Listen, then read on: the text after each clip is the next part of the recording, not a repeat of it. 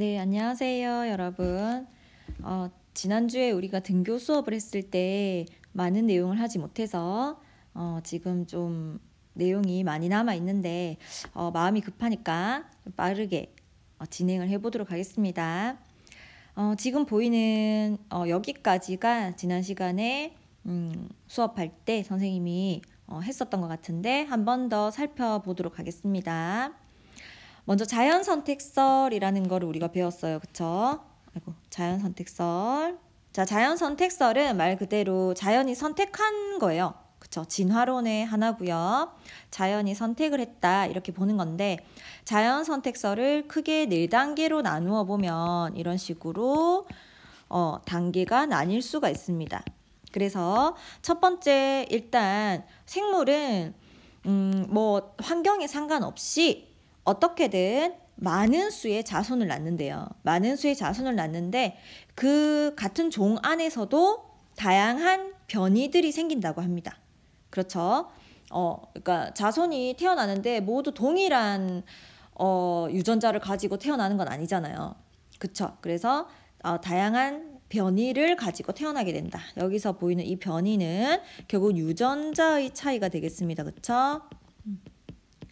유전자의 차이에 따라서 변이들이 발생을 하게 되고 이 아이들은 환경의 영향을 받아서 이렇게 태어난 게 아니라 처음부터 돌연변이에 의하거나 혹은 부모님의 유전적 조합에 의해서 이렇게 태어나게 되는 거예요. 이때는 선택이 아닙니다. 그냥 이렇게 태어나는 거예요. 그런데 이렇게 다양한 변이를 가진 개체들 사이에서 생존 경쟁이 일어나게 되고 생존 경쟁의 결과는 어떻느냐? 지금 이러한 생물들이 살아가고 있는 환경에 영향을 받게 된다는 거예요. 이 생물들이 살아가고 있는 환경에서 가장 유리하게 작용하는 형질들이 있을 거란 말이에요. 다양한 변이들 중에. 그렇죠?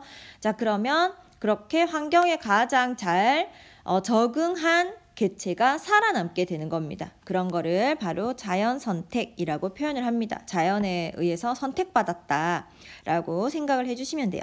그러면 점점점 자연 선택이 된 형질이 많이 살아남게 될 거고, 그러면은 자손을 남기는 개체들은 바로 자연 선택된 형질을 가진 개체들이 되겠죠. 자, 그런데 이러한 자연 선택된 형질을 가진 개체들은 태어날 때부터 이러한 유전자를 가지고 태어난 아이들이었기 때문에 자손을 낳더라도 자신의 유전자를 물려줄 수가 있다는 거죠. 이해되겠습니까? 그래서 자손들을 남기게 됨에 따라서 지금 그 집단은 그 자연에 유리한 형질을 가진 개체들이 많아지는 집단이 된다는 얘기입니다. 그렇게 됐을 때 우리는 진화가 일어났다 이렇게 표현을 하는 겁니다. 그래서 자손 세대를 계속 거듭을 해야 되고 아주 오랜 기간 동안에 이런 그 어떤 집단 안에서의 유전적 구성이 바뀌는 것이기 때문에 진화라는 거는 굉장히 오랜 세월에 걸쳐서 일어나는 현상이라고 보시면 되겠습니다. 자, 그래서 이런 자연선택설을 기린의 진화로 예를 들어서 설명을 한 내용인데요. 일단 기린은 지금은 목이 긴 기린이잖아요. 그러면은 기린의 목이 긴 방향으로 진화를 했다고 지금 보는 겁니다. 그러면은 진화를 하기 전에 어떤 과정을 거쳐서 지금 현재 이렇게 목이 긴 기린만 살아남았느냐를 설명하는 그림인데요. 지금 보시면 일단은 많은 자손이 태어납니다. 기린들도 다양한 목 길이를 가진 자손들이 태어났을 거예요. 그래서 목 길이가 짧은 것도 있고 긴 것도 있고 중간도 있고 뭐 다양했겠죠. 그런데 점점 살아감에 따라서 먹이 사냥에 있어서 누가 더 유리한가를 따져봐야 됩니다. 뭐냐면 지금 기린은 잎을 먹고 사는데 잎은 굉장히 높이 달려있는 잎도 있을 거고 중간 혹은 낮게 달린 잎들도 있을 거죠. 그러면 밑에 쪽에 달린 잎들은 어떤 기린이든 다 먹을 수 있죠. 목 길이가 짧은 기린이든 긴 기린이든. 그런데 위에 달려있는 잎들은 목이 긴 기린만 먹을 수 있을 겁니다. 그렇죠. 그러면은 처음에 밑에 있는 잎들이 먼저 고갈이 되겠죠. 많은 아이들이 먹으니까. 그러면은 다 고갈이 된 후에 높이 있는 잎들만 남았을 때 이때는 이제 자연에 의해서 선택된 형질들이 생기는 겁니다. 왜냐하면 높이 있는 잎들은 목이 긴 기린들만 먹을 수 있잖아요. 그러면 지금 이러한 환경에서는, 즉 높이 달려있는 잎만 남아있는 이러한 환경에서는 목이 긴 기린들이 자연 선택되는 거예요. 맞습니까? 그래서 그러면은 나머지 목이 짧은 친구들은 다 이제 도태가 되었겠죠. 죽었겠죠? 그러면은 남은 아이들은 목이 긴 기린일 것이고, 자, 이 목이 긴 기린들은 위에 있는 잎을 따먹기 위해서 후천적으로 목이 길어진 게 아니죠. 처음부터 목이 길게 유전자를 가지고 태어난 거예요. 그렇습니까? 그래서 지금 목이 긴 기린들이 살아남아서 자손을 낳게 되는데 이 자손들도 결국은 목이 긴 기린이 된다는 얘기예요. 그러면은 이 기린 집단은 점점점 목이 긴 기린들만 많아지게 되겠죠. 그래서 현재와 같이 기린들의 목이 다 긴 형태가 되었다라고 보는 것이 자연 선택설로 설명하는 기린 목의 진화 과정입니다. 되겠습니까? 자, 그런데 이러한 자연 선택설에 한계점이 있어요. 자, 지금 자연 선택설은 다윈이라고 하는 과학자분이 주장을 한 이론입니다. 그런데 다윈이 지금 수업 시간에도 이야기했듯이 핀치새를 관찰을 해서 자연 선택설을 집대성하게 되는데요. 그 관찰하고 자연 선택설이라는 이론을 자신이 주장하고 했던 이 시기가 1800년대 중반이에요. 그런데 우리 유전자라는 개념, 그러니까 유전되는 원리, 부모의 유전자가 자손에게 물려주는 이 원리랑 그 다음에 유전자라는 게 형질을 결정하는 이 원리들은 1800년대 후반부터 시작이 돼요. 이 원리를 밝혀내기 시작한 거는. 그러면 이 자연 선택설이 처음 나왔을 때는 유전자라는 개념을 명확히 알고 있지 않을 때란 말이에요. 우리가 지금 자연 선택설을 설명할 때는 아까 목이 긴 기린은 목이 긴 유전자를 가지고 있다 이렇게 설명을 하지만 실제 다윈이 이 이론을 처음 주장할 때는 그렇게 유전자 때문에 목이 길고 이런 설명은 하지 못했고 그냥 다양한 개체들이 변이들이 생겨나게 된다. 그리고 나중에 살아남은 애들이 결국 또 자손에게 그거를 그 형질을 물려주게 되어서 자손이 또 그대로 형질을 이어받게 된다. 이런 식으로만 설명을 했지 정확한 원리에 대해서는 설명을 하지를 못했어요. 유전자 개념이 없었기 때문에. 그래서 그거를 자연 선택설의 한계점이라고 봅니다. 뭐냐면 유전자의 역할이 밝혀지기 전이니까 변이의 원인을 설명을 못했어요. 변이의 원인을 설명 못했다. 그러니까 실제 변이의 원인은 유전자의 차이 때문인데 그러한 원인을 과학적으로 설명하지 못한 거예요. 그리고 두 번째는 부모의 형질이 자손에게 이제 유전이 된다고 했잖아요. 아까 목이 긴 기린이 살아남으니까 자손들도 목이 길다. 이렇게 나타나는 그 현상만 설명을 했지 어떻게 부모의 이 목이 긴 형질이 자손에게 유전되는지 그 원리까지는 명확하게 설명을 못했습니다. 그래서 이것도 자연 선택설의 한계점으로 보고 있어요. 그래서 부모의 형질이 자손에게 유전되는 원리를 명확하게 설명하지 못했다. 이것이 두 번째 한계점이 되겠습니다. 그래서 자연 선택설의 한계점 두 개는 전부 다 어쨌든 유전학이 발달하지 못해서 생겨나는 한계점이에요. 변이의 원리를 설명 못했고 그 다음에 형질이 자손에게 전달되는 원리를 설명 못한 거. 둘 다 유전학이 발달한 후에 알게 된 사실이거든요. 그래서 한계점이라고 보시면 되겠습니다. 그러면은 이거 왜 내가 안 지웠죠? 이거 답을 다 지웠다고 생각했는데 개체 사이에서 나타나는 습성, 형태 등의 형질 차이를 변이라고 한다. 다 알죠? 그러면은 변이의 구분을 볼 건데요. 변이는 일단 유전자 변화 없이 환경의 영향으로 후천적으로 생길 수 있다. 예를 들어서 근육이 없던 사람이 운동을 너무 많이 했어. 그래가지고 근육이 잘 발달이 된 거예요. 그러면 그것도 일종의 변이라고 보지만 후천적으로 생겨난 변이에요. 이거보다 더 좋은 예가 뭐냐면 저기 어떤 부족이더라? 하여튼 어떤 부족을 가면 목이 긴 게 여자의 미의 상징인 부족이 있어요. 여러분들 막 TV에서 봤는지 모르겠는데 그래서 처음에는 그냥 일반 사람처럼 목의 길이를 이렇게 하고 태어나는데 계속 목에다가 그 링 이런 거를 걸어요. 막 끼워 넣어요. 그래가지고 목이 그러면 조금씩 이제 늘어나니까 늘어나게 되면 더 링을 또 끼우고 하면서 목이 길수록 미인인 거예요. 그 부족은. 그래서 그 부족의 여자들을 보면 목이 엄청 길어요. 실제 보통 평균 목 길이보다. 그런 거는 후천적으로 길어진 목이잖아요. 그래서 그런 여자는 자손을 낳더라도 그 자손은 다시 목이 그냥 정상적인 목 길이를 가지고 태어나게 돼요. 그건 유전적으로 목이 긴 상태가 아니니까. 그렇죠? 그래서 그러한 변이는 후천적으로 생겨나는 변이고 유전이 되지 않는다. 하지만 유전자의 차이로 나타나는 변이, 여러분들이 태어날 때부터 가지고 태어나는 형질들 있죠? 그런 형질들을 나타나게 만드는 유전자의 차이, 이런 거는 자손에게 유전이 될 수 있습니다. 그래서 그러한 변이들만 진화의 원동력이 된다는 얘기입니다. 어떤 후천적인 변이는 진화의 원동력이 될 수가 없어요. 되겠죠? 그러면은 이렇게 변이가 생기는 원인, 자, 유전적 차이의 원인이 나와 있는데 아까 선생님이 간단히 설명은 했는데 일단 두 가지로 우리 교과서에는 분류하고 있어요. 첫 번째는 돌연변이다. 유전적 차이가 생기는 원인, 그러니까 자손들 사이에 유전적 차이가 생기는 원인은 돌연변이에 의해서 완전히 부모에게 없던 형질이 나타나기도 합니다. 이런 것도 일종의 변이죠. 하지만 이것도 부모에게 없던 형질이지만 유전적인 변화로 인해서 나타나는 형질을 뜻하는 겁니다. 돌연변이가 일어나면 유전자가 아예 바뀌는 거예요. 그리고 그러한 유전자를 가지고 태어난 아이이기 때문에 이 아이는 그 돌연변이 유전자를 가지고 태어나는 거예요. 되겠죠? 그래서 유전적 차이 원인 중에 첫 번째는 돌연변이, 두 번째는 암수가 만나서 자손을 만드는 과정에서 생식세포 두 개가 만나게 됩니다. 여러분들 3학년 때 감수분열 배웠죠? 생식세포가 만들어지는 과정.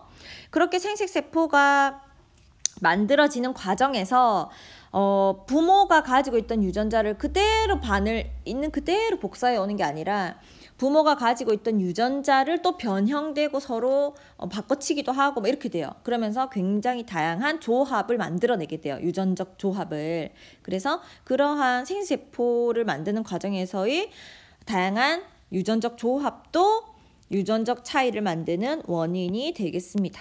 자, 어쨌건 변이의 원인은 유전적 차이에 의해서라는 거를 기억을 해주시면 될 것 같고, 유전자의 차이라는 거. 자, 그러면 변이와 자연 선택. 자, 같은 변이라도 이거 여러분들이 주의해야 되겠죠. 기린이 목이 긴 상태로 진화해 온 거는 환경이 목이 긴 기린을 선택한 겁니다. 그런데 만약에 지구상의 환경이 목이 짧은 기린이 유리하게끔 발달되어 왔다면 지금 현재 기린의 목 길이는 짧겠죠. 그것처럼 같은 변이를 가진 집단이 있어도 어떠한 환경에 놓이느냐에 따라서 선택되는 집단은 달라진다는 얘기죠. 그때 핀치새의 예를 봐도 알 수 있듯이 갈라파고스 군도별로 다 선택된 핀치새의 부리가 달랐잖아요. 맞죠? 그래서 환경에 따라서 유리한 정도가 다르기 때문에 이 환경이라는 게 결국 이 환경이라는 거는 어떠한 의미를 가지냐면 자연 선택의 방향을 결정하는 역할을 합니다. 자, 환경은 자연 선택의 방향을 결정하게 된다. 되겠습니까? 그래서 환경이 바뀌면 자연 선택의 방향이 달라진다는 얘기예요. 이거 충분히 이해하셨죠? 거기에 대한 대표적인 예가 지금 나오고 있는데요. 뭐냐면 난모양 적혈구 빈혈증이라는 거예요. 난모양 적혈구 빈혈증. 자, 지금 난모양 적혈구 빈혈증이라는 게 뭔가 여러분들이 잘 모를 수도 있지만 자, 보겠습니다. 일단 뭐냐면 말 그대로 적혈구는 어떻게 생겨야 되나요? 자, 이런 식으로 원반 형태를 나타내야 됩니다. 맞죠? 자, 적혈구는 이렇게 원반 형태가 정상적인 모양이고 이러한 원반 형태를 나타내는 자체는 적혈구 안에 들어있는 단백질인 헤모글로빈의 구조 때문입니다. 그러니까 헤모글로빈이 단백질이거든요. 우리 단백질이라는 성질을 효소할 때도 배웠는데 단백질이라는 거는 구조가 바뀌면 기능을 상실하게 돼요. 자신이 가지고 있던 기능을. 자, 그런데 지금 적혈구 안에 들어있는 헤모글로빈은 산소를 운반하는 기능을 가지고 있죠. 자, 그러면 이 헤모글로빈이 정상적인 구조를 가지고 있을 때, 적혈구 안에서 정상적인 구조를 가지고 있을 때는 적혈구가 이런 식으로 원반 형태를 띠게 돼요. 자, 그런데 적혈구가 이런 식으로 난 모양의 형태를 띠게 되는 경우가 있습니다. 자, 적혈구의 모양이 이렇게 바뀌었다는 건 적혈구 안에 들어있는 헤모글로빈의 구조가 바뀌었다는 거거든요. 즉, 헤모글로빈이 정상적인 상태가 아니라는 얘기죠. 자, 그러면 볼게요. 지금 남모양 남모양 적혈구는 저 위에 이거 읽고 있습니다. 남모양 적혈구는 헤모글로빈 유전자의 돌연변이로 나타난다. 즉, 헤모글로빈의 모양이 바뀌었다는 얘기는 유전자의 돌연변이가 일어나서 실제 그러한 단백질을 만들어내는 유전자의 변화가 생긴 거죠. 맞습니까? 헤모글로빈 단백질을 만들어내는 유전자의 변화가 생겼어요. 즉, 돌연변이가 일어나서 남모양 적혈구를 만드는 거예요. 자, 그럼 볼게요. 어떤 돌연변인지 한번 구체적으로 살펴보겠습니다. 자, 뭐냐면 일단 헤모글로빈은 단백질이니까 유전자가 있겠죠. 그 유전자에 있는 코돈들의 조합이 결국 아미노산의 조합으로 이어지고 결국 헤모글로빈이라고 하는 정상적인 단백질이 만들어지는 시스템인데, 지금 이 정상 헤모글로빈의 DNA 유전자가 있겠죠. 일단 그 정상 헤모글로빈 DNA 유전자는 굉장히 길지만 그 중에서 일부분만 지금 제시가 된 거예요. 뭐냐면 정상 헤모글로빈이 CTT라고 하는 이런 부위를 가지고 있습니다. 일부분이. CTT를 가지고 있기 때문에 이 DNA가 RNA로 전사가 된다면 GAA가 된다는 거 이해되죠? CTT 부분은 GAA 부분으로 바뀔 겁니다. 자, 그러면 이러한 RNA로 전사를 해보면 나머지 이제 단백질들은 지금 나머지 코돈들은 신경을 안 써도 되는 거예요. 왜냐하면 지금 남모양 적혈구를 만드는 이 비정상적인 헤모글로빈이 만들어질 때 이 부분, 지금 선생님이 표시한 CTT 부분 있죠. 이 부분만 어떤 돌연변이가 일어나기 때문에 이 부분을 주목해서 우리가 보고 있는 거예요. 그러면은 RNA가 GAA고, 그러면 이러한 RNA가 정상적으로 번역이 일어나겠죠. 그러면은 정상적으로 번역이 일어나면 GAA라는 이 코돈은 글루탐산이라고 하는 아미노산을 지정하게 돼요. 그래서 나머지 다른 아미노산들도 다 연결이 같이 되어 있겠죠. 연결이 되어서 이들이 최종적으로 헤모글로빈이라고 하는 단백질을 만들어내는 게 정상적인 과정인데, 지금 만약에 이 정상 헤모글로빈 DNA 유전자에서 돌연변이가 하나 일어나서, 이 돌연변이는 어떤 돌연변이냐면 원래는 CTT라고 하는 DNA상의 염기가 정상 염기인데 여기서 가운데 있는 T가 A로 바뀌는 겁니다. 즉 CTT가 정상인데 어떤 돌연변이에 의해서 T라는 염기 대신 A라는 염기를 가진 뉴클리오타이드가 결합을 한 거예요. 자, 그래서 CAT로 바뀌게 되고 유전자가, 그러면은 정상적으로 전사는 일어나니까 전사는 CAT를 그대로 전사시키겠죠. 그러면 GUA가 되는 겁니다. 제대로 원래 정상적인 유전자였다면 CTT라는 DNA를 전사해서 GAA가 되는 게 맞지만 돌연변이로 인해서 CTT가 CAT, 즉 중간에 T가 A로 하나 바뀌면서 여기서 전사되어 오는 RNA도 바뀌게 되는 거예요. GUA로. 그러면 지금 정상적인 코돈은 GAA일 때 글루탐산이 만들어지는 건데 돌연변이가 일어나서 코돈이 GUA가 돼버리니까 GUA라는 코돈은 아미노산으로 발린을 지정하고 있는 거예요. 발린. 즉 나머지 아미노산은 다 그냥 정상적으로 되는데 글루탐산 하나가 발린으로 바뀌는 이러한 상황입니다.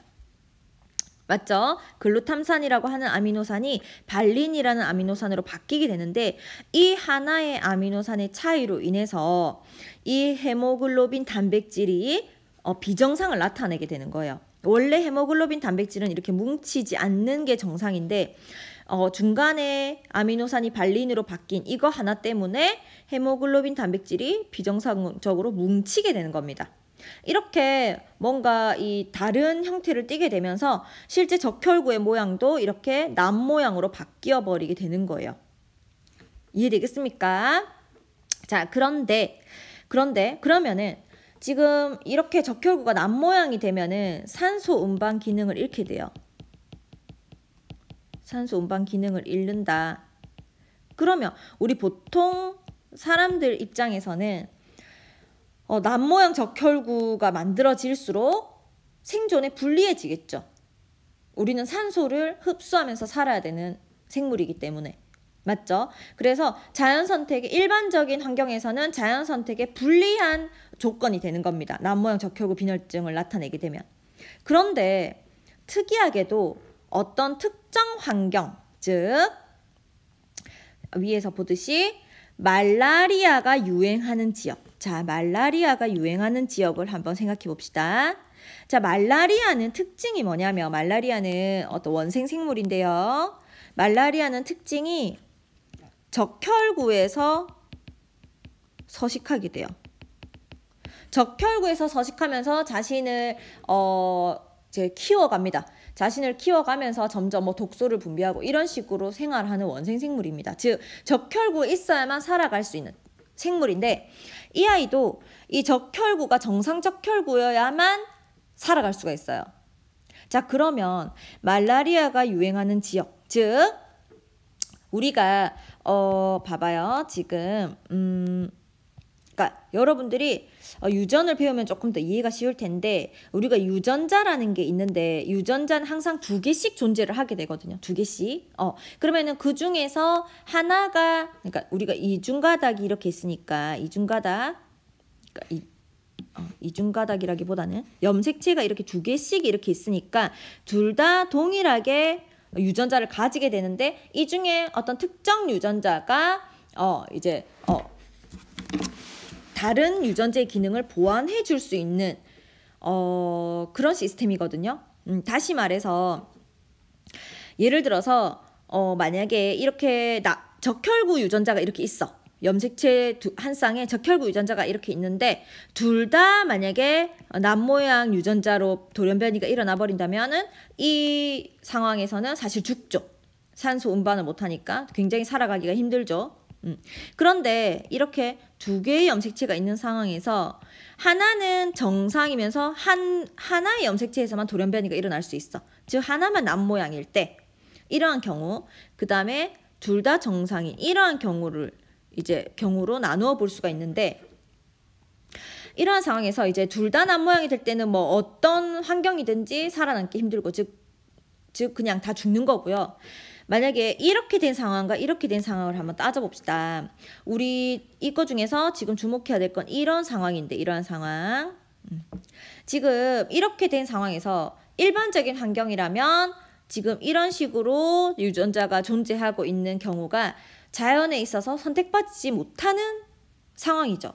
남모양 적혈구는 산소 운반 기능이 떨어지니까 남모양 적혈구가 하나도 없는 경우보다 하나라도 있으면 불리해지잖아요. 살아가는 데 있어서. 맞죠? 그래서 지금 이러한 형태를 가지고 있는 선생님이 지금 네모치고 있는 이러한 형태를 가지고 있는 사람은 일반적인 환경에서는 자연 선택에 있어서 도태되는 형질입니다. 그런데 말라리아가 판치는 말라리아가 굉장히 많은 아프리카 지역인데요. 이러한 지역에서는 말라리아 때문에도 많이 죽는 거예요. 사람들이. 그러면 이 말라리아는 정상 적혈구 안에서만 살아갈 수 있는 아이다 보니까 이렇게 선생님이 지금 네모친 그러니까 일반적인 환경에서는 불리하게 작용했던 이러한 형질을 가진 사람이 유리해지는 거죠. 왜냐하면 정상 적혈구도 일부 있으니까 2개를 다 가지고 있는 사람보다는 산소 운반 기능이 떨어지겠지만 어떻게든 산소 운반 기능도 절반은 가지고 있으면서 절반은 남모양 적혈구를 가지고 있기 때문에 말라리아에 감염될 확률도 절반으로 떨어진다는 얘기죠.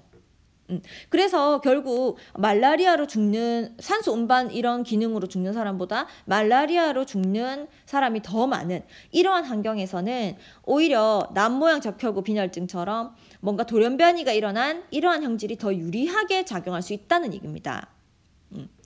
지금 이 예가 바로 환경에 따라서 유리하게 작용하는 형질이 달라진다는 것을 나타내는 대표적인 예거든요.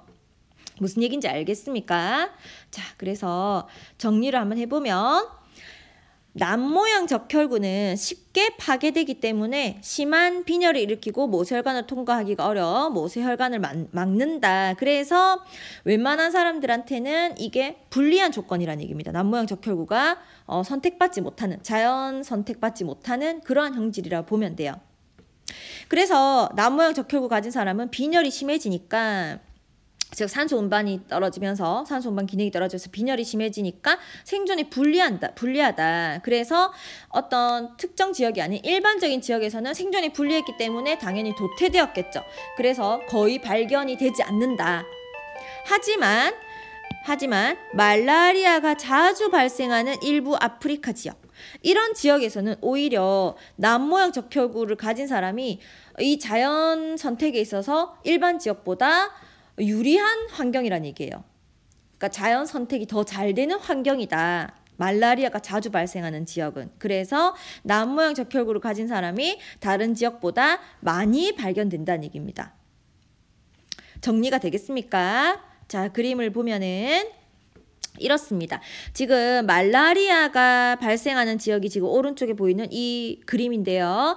초록색으로 나타내진 거. 자, 여기가 말라리아 출몰 지역인데 비슷하게 남모양 적혈구 빈혈증을 가진 사람의 어떤 발생 빈도가 말라리아가 출몰하는 지역과 어느 정도 좀 비슷하게 나온다는 얘기예요. 이게 결국 말라리아가 있는 지역에서는 이 남모양 적혈구 가진 사람들이 생존에 유리하게 작용한다는 거를 좀 증명해주는 데이터라고 볼 수가 있겠죠. 되겠습니까? 말라리아가 없는 지역에는 이런 지역 있잖아요. 선생님 지금 표시한 이런 지역. 이 말라리아가 아예 없는 이런 지역에는 남모양 적혈구를 가진 사람도 없어. 즉 자연 선택에서 진 거죠. 하지만 말라리아가 많이 존재하는 이러한 지역들에서는 남모양 적혈구 빈혈증이 발생하고 있는 겁니다. 자, 그래서 환경에 따라서 어떤 형질이 자연 선택되는지는 다를 수 있다는 거를 말해주고 있는 겁니다. 그래서 정리를 한번 해보면 남모양 적혈구에서는 말라리아가 잘 증식을 못하니까 남모양 적혈구를 가진 사람은 말라리아에 저항성이 있는 겁니다. 맞죠? 그래서 결론은 말라리아가 자주 발생하는 지역에서는 남모양 적혈구를 가진 사람이 생존에 유리하여서 자연 선택된다. 즉 자연 선택이 되는 환경이 다 다르다는 얘기예요. 그러니까 환경에 따라서 어떤 애들이 자연 선택되는지가 달라진다는 얘기입니다. 지금 남모양 적혈구 같은 경우는 말라리아가 자주 발생하는 지역에서는 이러한 남모양 적혈구를 가진 사람이 자연 선택된다라는 결론을 내릴 수 있는 데이터가 되겠습니다. 되겠죠? 자, 그러면 이제는 항생제 내성으로 가보겠습니다. 자, 항생제 내성도 우리가 지금 배우는 자연 선택으로 설명이 가능한 현상이거든요. 우리 항생제 내성이라는 게 약 같은 거 막 먹으면 항생제 내성 생긴다고 얘기하잖아요. 맞죠? 그래서 항생제 내성이 있는 세균 집단은 어떻게 형성되는 걸까에 대해서 한번 배워보겠습니다. 어떤 식으로 항생제 내성 세균이 이렇게 등장하게 되는 걸까? 자, 볼게요. 자, 일단은 실험이 하나 있습니다. 실험이 어디 있냐면 216페이지에 있어요. 216페이지 여러분들 참고해 주시고요. 216페이지 어떤 실험이냐면 굉장히 간단한 실험입니다. 자, 그림을 보시면 알겠지만 어떤 걸 준비하냐면 공을 아주 조그만 공들을 이렇게 막 그 쟁반에 떨어뜨려 놓는 거예요. 근데 이 중에서 공의 종류를 두 종류로 구성을 해야 돼요. 뭐냐면 하나는 우리 찍찍이에 잘 달라붙는 공 있잖아요. 폴리에틸렌 공이라고 얘기를 하는데 이렇게 찍찍이에 착 달라붙는 그런 느낌의 공 알겠습니까? 우리가 뭐라고 얘기해야 되지? 여러분 이제 그림을 보면은 잘 구분이 안 될 수도 있는데 좀 털이 달려 있는 공이다. 털인가요? 그게 부직포 형태의 공 이렇게 생각해 주시면 돼요. 그거를 폴리에틸렌 공이고요. 나머지는 스티로폼이에요. 스티로폼은 찍찍이에 달라붙지 않죠. 이 두 개로 구분을 해서 공을 준비하는데요. 이 중에서 폴리에틸렌 구 9개랑 스티로폼 구 1개예요. 그러니까 지금 이 공들은 일단은 개체 변이를 표현하는 겁니다. 즉 스티로폼 공과 폴리에틸렌 공과 같은 두 가지의 형질이 같이 존재를 하고 있어. 개체 변이에 의해서. 그런데 어떤 원인인지 모르겠지만 대부분의 공들은 스티로폼 공이야. 여기서 미리 얘기를 하자면 잠깐만요. 지금 폴리에틸렌 즉 부직포 같은 이 공은 항생제, 여러분들 책에도 적혀 있어요. 항생제의 내성이 없는, 아니지, 항생제의 내성이 있는, 자 볼게요. 항생제 내성이 있는 균이에요. 아니지, 잠깐만요. 얘들이 선택이 되나? 잠깐만요. 폴리에틸렌이 지금 달라붙는 아이들이죠. 달라붙는 아이들이니까 항생제 내성이 없는 균이겠다. 자, 항생제 내성이 없는 균. 내성이 없는 균. 자, 한마디로 찍찍이에 달라붙는 균이 항생제 내성이 없는 균이고요. 스티로폼, 즉 찍찍이에 달라붙지 않는 공. 이 공이 항생제 내성이 있는 균입니다. 내성이 있는 균을 표현한 거예요. 자, 이렇게 표현을 해서 이렇게 생각을 해주시면 돼요. 그러니까 지금 공들을 이렇게 아무 때나 막 쟁반에 올려놓고 찍찍이로 탁 이렇게 찝을 거예요. 그러면 당연히 폴리에틸렌 공이 찍찍이에 달라붙겠죠. 그러면서 계속 제거가 되어가는 겁니다. 제거시키는 과정을 지금 우리가 한번 실험을 통해서 볼 건데 일단 이렇게 준비를 합니다. 그러고 나서 비닐 장갑의 손바닥 부분에 정사각형의 벨크로 테이프, 즉 찍찍입니다. 이 찍찍이를 붙여서 장갑을 만드는 거예요. 여러분들 216페이지 그림을 보시면 좀 이해가 될 건데 이렇게 합니다. 그리고 나서 이제 항생제 내성이 없는 균과 있는 균의 수를 항생제 내성이 없는 건 9개, 있는 건 1개 이렇게 돼놨죠. 그러니까 지금 자연상에서는 항생제 내성이 없는 아이들이 좀 더 수가 많다는 얘기예요. 그런데 어떠한 뭐 돌연변이라든지 어떤 변이에 의해서 항생제 내성이 있는 균도 존재를 하고 있다는 겁니다. 처음부터. 되겠죠? 자, 그래서 그림이 이렇고요. 그러고 나서 쟁반에 있는 수만큼 폴리에틸렌 구와 스티로폼 구를 더 담고 세균의 총수를 기록한다. 이게 무슨 말이냐면 처음에 쟁반에 폴리에틸렌 9개에 스티로폼 하나잖아. 맞죠? 그러면은 이만큼 더 담으래요. 즉 2배가 되게끔. 그럼 폴리에틸렌은 18개가 되고 스티로폼은 2개가 되는 상황이죠. 그러고 나서 이제 기록을 하고 세균의 수라고 보고 이걸 기록을 하고 그러면서 세균이 계속 이렇게 조금씩 더 2배로 추가하고 하면서 세균이 30마리 이상이 되면 이제 이 찍찍이로 한번 이 전체를 찍으래요. 그러면은 당연히 벨크로 공들이 많이 달라붙겠죠. 그러니까 스티로폼 공은 달라붙지 않고 살아남고 빠져나가겠죠. 맞습니까? 그런 식으로 이제 기록을 하는 겁니다. 그러고 나서 그러면은 지금 찍찍이로 이렇게 탁 이 공들을 딱 찍어내는 이 과정이 바로 항생제를 투여하는 데 비유한 거예요. 항생제를 투여했다? 그러면은 항생제 내성이 없는 애들은 대부분 죽겠죠. 그래서 그때 이 찍찍이 달라붙어서 이제 없어지는 이런 아이들을 항생제 내성이 없는 균으로 보는 거예요. 되겠습니까? 어떤 지금 상황인지. 그래서 항생제를 이런 식으로 찍찍이를 5번, 그러니까 5번 탁 찍을 때까지 과정을 반복하는 거예요. 그러니까 3사라는 건 구를 계속해서 30마리가 될 때까지 담고 또 반복하고 담고 반복하고 이런 걸 하는 겁니다. 그리고 결과를 표에 정리를 하는 거예요. 여러분들이 좀 잘 이해가 안 될까 봐 실험 영상을 한번 같이 보면서 다시 얘기를 해볼게요.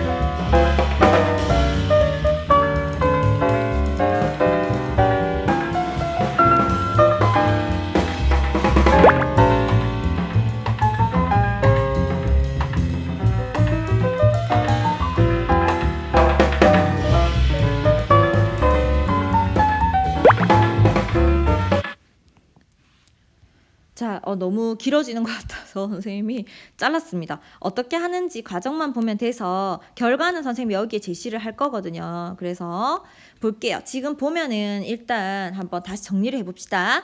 항생제 내성이 없는 세균은 아까 벨크로를 붙인 그 공이에요. 그쵸? 그 다음에 항생제 내성이 있는 게 그냥 스티로폼 공이야. 맞습니까? 그리고 전체 세균수가 이렇게 된다. 우리가 찍찍이로 탁 찍어내는 과정은 항생제를 투여한 과정을 빗대서 우리가 행동한 거예요. 그쵸?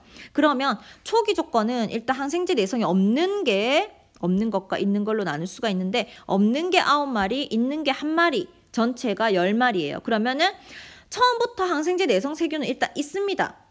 맞죠? 왜냐하면 항생제 내성이 있는 건 항생제가 투여되어서 생겨나는 게 아니라 처음부터 어떤 돌연변이라든지 이런 유전적 차이로 인해서 나타나는 변이일 뿐이지 이 환경이 항생제를 투여했다고 해서 갑자기 그때 항생제 내성이 없던 아이가 갑자기 항생제 내성을 획득하게 되는 형질이 아니라는 얘기예요. 이해되겠습니까? 그래서 처음부터 항생제 내성이 있는 세균은 존재하고 있습니다. 하지만 그 수가 적을 뿐. 그래서 처음에는 10%밖에 안 돼요. 그리고 우리가 동일한 수만큼 공을 넣어준다 이렇게 했잖아요. 그 넣는 과정을 세균의 증식 과정으로 생각해 주시면 돼요. 그래서 지금은 30마리가 안 되니까 그러니까 30마리가 되고 나면은 그 찍는 과정을 하라고 얘기했었잖아요. 그래서 일단 지금 10마리, 전체가 10마리밖에 안 되니까 증식 과정을 거쳐야 됩니다. 그래서 2배씩 넣어주는 거야. 또 이제 9마리였으니까 9마리를 더 넣어줘서 18마리를 만들고요. 그 다음에 원래는 항생제 내성이 있는 세균은 1마리였으니까 1마리 더 넣어줘서 2마리를 만들고 그러면 총 20마리가 되죠. 그래도 이제 10%야. 아직은 어떤 항생제가 투여되는 환경이 제공이 안 됐으니까 그리고 전체 세균수는 아직도 20마리밖에 안 되기 때문에 30마리가 넘을 때까지 한 번 더 증식시킵니다. 그래서 항생제 내성이 없는 세균은 원래 18마리였다가 18마리를 더 추가해서 36마리가 되는 거고 내성이 있는 거는 2마리였다가 또 2마리를 추가해서 4마리가 되고 그러면 총 40마리가 되면서 퍼센테이지는 바뀌지 않죠. 항생제 내성 세균의 퍼센테이지는. 이렇게 됐습니다. 그러면 이제 40마리가 됐으니까 우리가 벨크로 장갑으로 한번 찍어내는 거예요. 그 찍어내는 걸 항생제를 한번 투입한 상황으로 보는 겁니다. 항생제를 투입했을 때 벨크로 그 공들만 그 찍찍이에 붙어서 사라지겠죠. 맞습니까? 그래서 벨크로 공들이 원래 36마리가 있었는데 지금 총 12마리가 찍찍이를 통해서 사라졌네. 그래서 총 22마리가 됐고요. 반면에 항생제 내성이 있는 세균은 그러한 항생제가 제공되는 상황, 여기선 찍찍이죠. 그런 상황에 전혀 영향을 받지 않는다는 얘기죠. 그래서 여전히 4마리가 남아있게 됩니다. 그래서 전체 세균 수는 줄었지만 항생제 내성이 있는 세균은 4마리로 동일하니까 비율은 늘 수밖에 없죠. 맞습니까? 이런 방식으로 또 근데 전체 세균수가 지금 26마리니까 또 증식을 한번 해야 돼요. 그러고 나면 또 이렇게 마리수가 되고 퍼센테이지는 변함이 없을 거고. 자, 이제 52마리가 되었으니까 또 항생제로 찍어내죠. 항생제 투여한 상황, 즉 벨크로로 찍어내는 이런 상황을 마련을 하면은 또 벨크로 공들만 사라질 거니까 44마리에서 26마리가 된 걸로 봤을 때 22마리가 벨크로 장갑에 붙어서 사라진 것 같아요, 지금. 그래서 26마리가 되어버렸고, 아닌데? 44마리에서 26마리. 몇 마리가 없어진 거죠? 여러분들 계산해보세요. 어쨌든 없어졌고, 그 다음에 항생제 내성이 있는 세균은 여전히 8마리로 남아있게 되니까 전체 세균 수가 주니까 퍼센티지가 늘고, 이러한 과정을 계속 반복하게 되면은 마지막 항생제 내성 세균의 비율은 처음 10%였던 게 68.09까지 되는 겁니다. 여기서 실험 더 해도 돼요. 실험을 더 하게 되면 퍼센테이지가 더 높아지겠죠. 결국 항생제 세균이 거의 100%가 되는 상황까지도 만들 수 있겠죠. 어쨌든 지금 점점점 이런 환경에 의해서 처음부터 항생제 내성 세균은 있었지만 퍼센테이지가 굉장히 낮았고요. 하지만 항생제 내성 세균이 자연 선택되는, 즉 항생제 내성 세균이 유리한 환경이 계속 지속적으로 노출이 되게 되면서 이 점점 비율이 증가하게 되는 과정을 실험을 통해서 우리가 알아본 거예요. 되겠죠? 그러면 정리를 한번 해보면 전체 세균에서 항생제 내성이 있는 세균의 비율이 어떻게 변화하느냐, 점점 증가한다 보면 되겠죠? 증가한다. 그 다음에 두 번째, 자연 상태에서 그러면 항생제 내성이 있는 세균은 어떻게 발생하는지 설명해보자. 자, 이때 주의해야 되는 게 항생제 내성 세균이 항생제가 투입된 환경 때문에 발생하는 겁니까? 그게 아니죠. 항생제 내성 세균은 처음부터 어떤 돌연변이에 의해서 이 항생제 저항성 유전자를 가지게 되면서 발생하게 되는 거예요. 하지만 이렇게 가진 아이가 마침 항생제 투여라고 하는 이러한 환경에 노출되게 되면서 유리하게 작용하게 된 거죠. 그러면서 자연 선택이 되어서 결국 비율이 증가하게 됐다. 이런 과정으로 여러분들이 이해를 해주셔야 돼요. 되겠죠? 그래서 발생하게 된 계기는 항생제 투여가 아닙니다. 항생제 투여해서 발생하게 된 게 아니라 세균에서 어떤 DNA의 변화인 돌연변이가 발생하면서, 맞죠? 돌연변이가 일어나면서 항생제 저항성 유전자를 가지게 되는 겁니다. 유전자를 획득한다. 획득하게 된 후에 이제 이러면서 발생하게 되는 거예요. 이때 발생은 이때 하게 된 거고, 이때 발생을 한 게 만약에 항생제가 투여가 안 되면 유리하게 작용하지 않으니까 굳이 선택되지 않겠죠. 그러면서 뭐 비율이 일정할 수도 있을 거고 뭐 감소할 수도 있을 거고 이렇게 될 텐데, 마침 이렇게 발생을 했는데 돌연변이에 의해서 유전자를 획득하면서 항생제 내성 유전자를 가진 세균이 발생하게 되었는데 마침 항생제를 투여했어. 이제 계속적으로 항생제에 노출되는 환경에 얘들이 봉착하게 된 거예요. 그러면서 점점 항생제 내성 세균의 비율이 증가하게 된 상황입니다. 자연 선택에 의해서. 이해되겠습니까? 자, 그러면 항생제를 지속적으로 사용하는 환경에서 항생제 내성이 있는 세균의 비율이 점차 증가하는 과정을 자연 선택과 관련지어 설명해보자. 지금 방금 선생님이 설명을 한 거죠? 일단 돌연변이로 인해서 항생제 내성 세균이 일단은 낮은 비율로 먼저 존재를 하고 있습니다. 존재를 하고 있어. 이미 이때 발생해 있습니다. 그러고 나서 근데 항생제를 사용하게 되면 항생제 내성이 있는 세균은 죽겠죠? 그리고 나머지는 살아남고, 그러니까 일부만 죽고 나머지는 일단 살아남습니다. 그에 반해서 항생제 내성 세균은 거의 다 살아남게 되는 거예요. 맞습니까? 그런데 그러면서 이제 자손을 계속 낳겠죠, 이들이 자손을 낳게 되는데, 그러니까 살아남은 항생제 내성이 없는 세균들도 자손을 낳을 거고, 또 살아남은 항생제 내성이 있는 세균들도 자손을 낳을 거예요. 같이 증식을 하게 됩니다. 증식을 하는데 계속적으로 항생제가 노출이 된다. 지속적으로 항생제 사용을 한다. 이런 경우가 반복이 되게 되면 점점점 항생제 내성 세균이 살아남아서 증식하는 비율이 높아진다는 얘기예요. 그러면서 항생제 내성 세균의 비율이 점점 증가하게 된다. 이렇게 과정을 설명해 주시면 되겠습니다. 그러면서 점점 비율이 이제 어느 정도 높아지게 되면 완전히 항생제 내성 세균 집단이 형성되게 되는 거예요. 되겠습니까?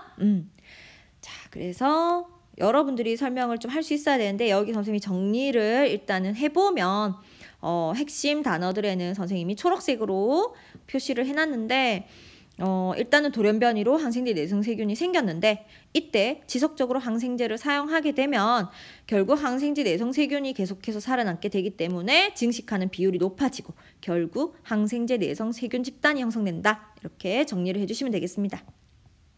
그림으로 표현을 하면 이겁니다. 그림으로 표현하면 많은 세균 중에서 지금 항생제 내성 세균은 보라색이고 나머지 일반적인 세균은 초록색입니다. 그러면 이렇게 많은 세균 중에서 항생제 내성 세균이 일부 존재해요. 이 아이들은 우연히 항생제 내성을 나타낸 거죠. 돌연변이나 이런 것들에 의해서. 맞나요? 그래서 이때 일부 존재하는 거는 우연입니다. 우연. 맞습니까? 항생제 때문에 이게 아니에요. 항생제가 사용하기 전에 이미 생겨난 거기 때문에.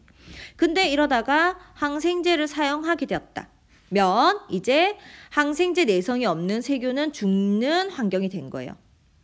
그러면서 점점 시간이 지나면 그러니까 증식은 계속해서 일어날 거니까 결국 남아있는 보라색이 또 자손을 만들겠죠. 항생제 내성이 있는 자손을. 그러면서 점점 보라색의 비율이 증가하게 되는 거예요.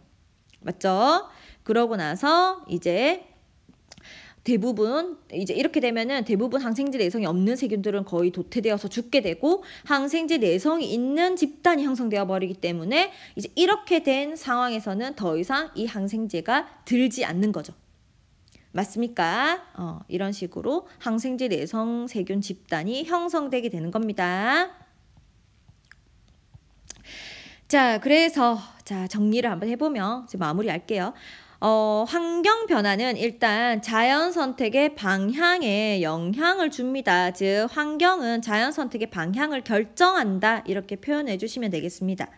그 다음에 생물은 다양한 환경에 존재하기 때문에 서로 다양한 방향으로 진화를 하게 되는 거예요. 환경이 다르면 진화의 방향도 다르다는 거. 그래서 현재와 같이 이렇게 다양한 생물종들이 나타나게 되었다라고 정리해 주세요. 답이 이거 안 없앴네요. 개체 사이의 유전자 차이가 나타나는 원인은 일단 아까도 설명했듯이 두 가지로 요약을 한다면 돌연변이와 생식세포의 조합이 되겠습니다. 그러면 이거 이제 한번 풀어볼까요? 생물이 오랜 시간 동안에 환경에 적응하면서 변화하는 현상을 뭐라고 얘기합니까? 네, 진화라고 표현하죠. 그 다음에 뭐뭐에 따라서 개체가 환경에 적응하는 능력에 차이가 난다. 이건 뭐겠습니까? 네, 변이. 자, 두 번째, 자연선택설에 의한 진화 과정을 4가지로 정리를 해보면 과잉 생산과 그렇죠, 변이가 있죠. 그 중에 생산을 많이 하고 자손을 많이 만들어내는데 그 중에는 변이들이 존재하게 됩니다. 그리고 이들이 생존 경쟁을 하고 최종적으로 그렇죠, 자연선택에 의해서 진화가 일어나게 되겠습니다. 그리고 자연선택은 환경에 따라서 다른 방향으로 일어나기 때문에 현재와 같이 다양한 생물종이 생겼다. 이렇게 정리를 해보시면 되겠습니다.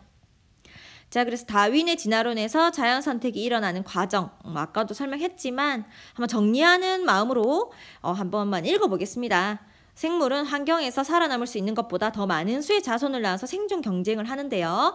이들 중에 환경 적응에 유리한 변이를 가진 개체만 살아남을 가능성이 높기 때문에 그렇지 않은 개체보다 자손을 많이 남기고 자연 선택 결과 진화가 일어나게 된다. 이렇게 되겠습니다. 그리고 살충제 내성 바퀴벌레 집단이 출현하는 과정. 아까 설명한 거를 이제 바퀴벌레 적용하면 되는 거죠. 일단 바퀴벌레는 살충제 내성이 있는 개체가 낮은 비율로 일단 존재를 하고 있었고, 그런데 살충제를 사용하다 보니까 내성이 없는 개체는 대부분 죽어버리고 내성이 있는 개체만 살아남아서 증식합니다. 그러면 당연히 또 내성이 있는 개체가 자손을 낳겠죠. 그러면서 살충제를 지속적으로 사용함에 따라서 내성이 있는 개체 비율이 점점 증가한다. 그래서 내성 바퀴벌레 집단이 된다. 이렇게 표현을 해주면 되겠습니다. 자, 그래서 다음 시간에는 생물 다양성으로 가보도록 하겠습니다. 오늘 긴 시간 동안 선생님이 지금 얼마나 수업을 했는지 잘 모르겠어요. 시간을 체크를 안 해가지고 길게 했다면 좀 미안합니다. 뭐 미안한 상황인가요? 선생님 열심히 했는데. 네, 어쨌든 여러분들이 피곤했다면 미안하게 생각해야 되겠죠. 자, 어쨌든 오랜 시간 듣느라 고생 많았습니다.